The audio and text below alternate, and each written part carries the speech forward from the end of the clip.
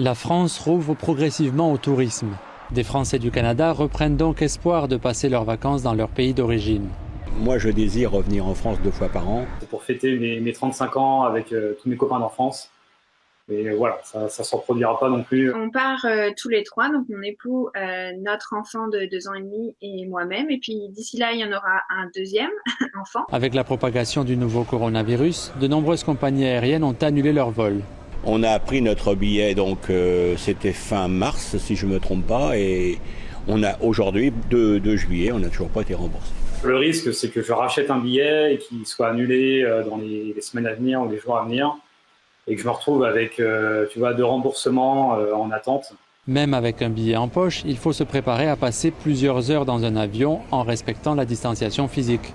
Est-ce qu'on va avoir, je sais pas, un siège, personne, un siège, tout ça. Et puis, il y a l'inconnu de devoir porter un masque pendant aussi longtemps. Bon, il y a encore quelques questions, de savoir est-ce qu'un enfant de moins de 5 ans peut porter un masque ? Et à l'arrivée en France, il faudra s'isoler, même si ce n'est pas obligatoire. Se préparer autant avec la notion du stress de la pandémie, payer autant, parce que c'est un gros voyage, surtout quand on est plusieurs, pour rester enfermé dans une maison au moins 14 jours. Il y a encore du pour et du contre. Ce qu'on a décidé de faire, nous, c'est de la faire un petit peu et de se faire tester. On va se faire tester au bout de 4 jours ou 6 jours, je ne sais pas exactement encore.